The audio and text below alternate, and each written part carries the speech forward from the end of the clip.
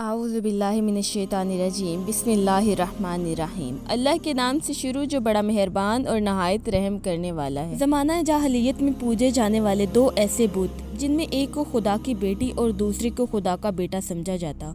وہ بت جس کو معاذ اللہ خدا کی بیٹی کہا جاتا تھا، اس کے بارے میں وہ لوگ یہ عقیدہ رکھتے تھے کہ یہ دیوی دن رات کو بدلنے والی ہے، اور معاذ اللہ جس کو خدا کا بیٹا سمجھا جاتا تھا، اس کے بارے میں لوگوں کا یہ عقیدہ تھا کہ یہ خوبصورتی اور مال و دولت دیتا ہے۔ دوستو، آج کی اس ویڈیو میں ہم آپ کو بتائیں گے کہ زمانہ جاہلیت کے اندر بت پرستی کا آغاز کس طرح ہوا، اور معاذ اللہ خدا کی بیٹی اور بیٹا سمجھے جانے والے دو بت لات اور عزا کون تھے۔ ان کے ساتھ ساتھ یہ بھی آپ کو بتائیں گے کہ کعبہ کے اندر زمانہ جاہلیت میں بتوں کو لانے والا شخص کون تھا، اور لات اور عزا حقیقت میں کون تھے، کیا یہ کوئی انسان تھے، جنات تھے یا پھر شیاطین۔ اور پھر جب رسول پاک صلی اللہ علیہ وآلہ وسلم کا زمانہ آیا تو کس طرح آپ صلی اللہ علیہ وآلہ وسلم نے لات اور عزا کی حقیقت سے پردہ اٹھایا، اور حضور اکرم صلی اللہ علیہ وآلہ وسلم نے کس طرح اپنے دور کے اندر لات اور عزا کی جہالت سے لوگوں کو باہر نکالا اور ان کا خاتمہ فرمایا۔ اور پھر آج تقریباً 1400 سال بعد وہی عرب والے دوبارہ لات اور عزا کی پوجا کیوں کر رہے ہیں اور ان کے بت کیوں بنائے جا رہے ہیں۔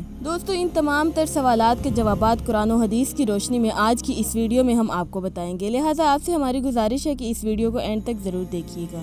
دوستو، جس طرح قیامت قریب آتی جا رہی ہے ویسے ویسے قیامت کی تمام چھوٹی بڑی نشانیاں مکمل ہوتی جا رہی ہیں، اور قیامت کا زمانہ بہت قریب آ چکا ہے۔ آج سے 1400 سال پہلے جس طرح اسلام غریب لوگوں سے نکل کر پوری دنیا کے اندر پھیلا، اسی طرح قرب قیامت میں یہی اسلام دوبارہ غریب لوگوں کی طرف لوٹ جائے گا، اور یہی اسلام صرف مکہ اور مدینہ کے چند لوگوں میں محدود ہو کر رہ جائے گا۔ جس طرح اسلام غریب لوگوں سے شروع ہوا تھا، اسی طرح اسلام غریب لوگوں کے پاس آ کر ختم ہو جائے گا، اور پھر اس کے بعد اللہ تبارک و تعالیٰ کے حکم سے قیامت قائم ہو جائے گی اور اس دنیا کو فنا کر دیا جائے گا۔ یہی وجہ ہے کہ آج کے امیر ترین لوگ کفار کو خوش کرنے کے لیے اور اپنا اسٹیٹس بنانے کے لیے اسلام سے لا تعلقی کا اظہار کرتے ہیں اور لبرل ہونے کا دعویٰ کرتے ہیں، کیونکہ ان لوگوں کو اسلام سے کوئی تعلق نہیں، ان کا تعلق تو صرف دنیا اور پیسے اور شہرت سے ہے، کیونکہ شیطان نے ان لوگوں کو گمراہ کر کے اللہ تبارک و تعالیٰ کی ذات سے دور کر دیا ہے۔ پیارے دوستو، جب سے اللہ تبارک و تعالیٰ نے اس کائنات کو تخلیق فرمایا، تب سے لے کر آج تک ہر دور کے اندر شیطان نے انسانوں کو ورگلایا، اور اس نے ہر ممکن کوشش کی کہ انسان اللہ تبارک و تعالیٰ کی ذات کو اور اس کے راستے کو چھوڑ کر کفر میں مبتلا ہو جائیں اور بت پرستی کے اندر مبتلا رہیں اور اللہ کی پاکیزہ ذات سے دور ہو جائیں۔ اسی طرح رسول پاک صلی اللہ علیہ وآلہ وسلم کی اس دنیا میں تشریف لانے سے پہلے اہل عرب والے بھی بت پرستی کے اندر مبتلا تھے اور اللہ تبارک و تعالیٰ کی ذات کو چھوڑ کر بتوں کی پوجا کیا کرتے تھے، جس طرح کہ اللہ تبارک و تعالیٰ قرآن پاک کی سورہ نجف کے اندر ارشاد فرماتے ہیں، اور پھر کیا تم نے لات اور عزا کو بھی دیکھا اور تیسرے منات گھٹیا کو بھی۔ دوستو، زمانہ جاہلیت کے اندر اہل عرب کے لوگ اللہ تبارک و تعالیٰ کی ذات کو چھوڑ کر بتوں کی پوجا کیا کرتے اور کھلے عام شرک کیا کرتے۔ ویسے تو عرب کے اندر بہت زیادہ بت تھے کہ جن کی پوجا کی جاتی، لیکن عرب کے دو مشہور بت جن کا نام لات اور عزا تھا۔ دوستو، لات کے معنی جھک جانا ہے، کیونکہ عرب کے تمام تر لوگ اکثر اس بت کے سامنے جھکے رہتے تھے، اسی وجہ سے اس کو لات کہا جاتا ہے۔ دوستو، مشرکین مکہ کا یہ عقیدہ تھا کہ لات خوبصورتی، زرخیزی اور خوشحالی دیتا ہے، جبکہ عزا دیوی سیاہ و سفید کی مالک ہے اور یہ دن کو رات میں اور رات کو دن میں تبدیل کرتی ہے۔ مشرکین مکہ لات کو خدا کا بیٹا اور عزا کو خدا کی بیٹی مانتے تھے۔ زمانہ جاہلیت کے اندر مشرکین مکہ کے نزدیک یہ بت اتنے اہم تھے کہ لوگ ہر بات پر انہی بتوں کی قسمیں کھایا کرتے اور ان بتوں کی حفاظت کرنے والے متولی ان کے نام پر لوگوں سے بہت زیادہ مال و دولت دیا کرتے تھے۔ دوستو، اب بات کرتے ہیں کہ حقیقت میں لات اور عزا کون تھے اور یہ کہاں سے آئے، اور عرب کے اندر ان دونوں بتوں کی پوجا کس طرح شروع ہوئی۔ روایات میں آتا ہے کہ مکہ کے اندر ایک بہت ہی نیکوکار شخص رہا کرتا تھا جس کا نام لات تھا، اور چونکہ لوگ دور دراز سے مکہ کی زیارت کے لیے آیا کرتے اور لات نامی شخص بہت زیادہ مہمان نواز تھا، یہ آنے جانے والے مسافروں کو ستو گھول کر پلایا کرتا اور ان کی خدمت کیا کرتا تھا۔ یہ شخص بہت زیادہ نیکوکار تھا اور لوگوں کی مدد کرنے والا تھا۔ صحیح بخاری میں آتا ہے کہ حضرت ابن عباس رضی اللہ تعالی عنہ بیان فرماتے ہیں کہ لات وہ شخص تھا جو حاجیوں کو ستو گھول کر پلایا کرتا، اور اسی زمانے کے اندر عزا نامی نیک اور شریف خاتون بھی تھی۔ یہ عورت لوگوں کو ایک ویرانے کے اندر ملی، اسی وجہ سے لوگوں کے اندر یہ مشہور ہو گیا کہ یہ معاذ اللہ خدا کی بیٹی ہے۔ قدرت الہی سے ایسا ہوا کہ جب عزا نامی خاتون جوان ہوئی تو جو کوئی بھی شخص اس کو بری نگاہ سے دیکھتا تو وہ کسی نہ کسی موذی بیماری کے اندر مبتلا ہو جاتا۔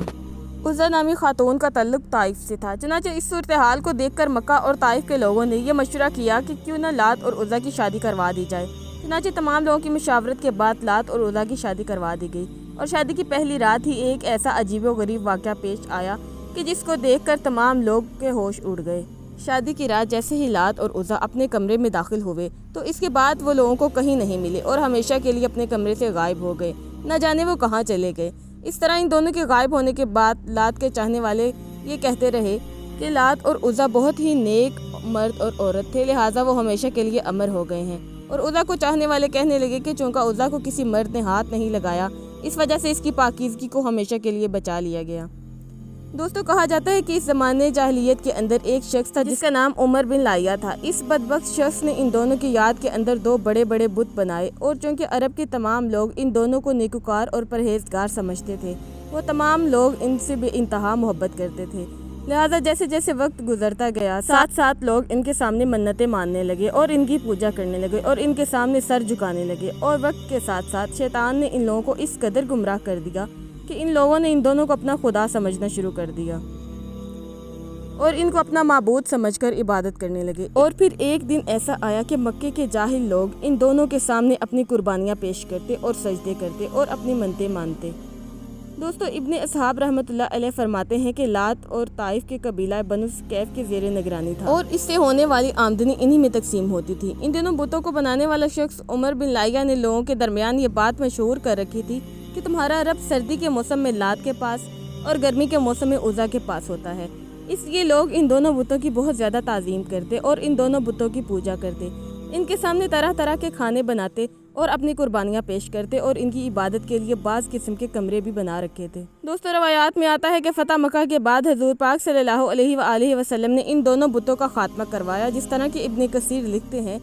کہ لات بت کو توڑنے کے لیے حضور صلی اللہ علیہ وآلہ وسلم نے حضرت مغیرہ بن شیبہ کو بھیجا۔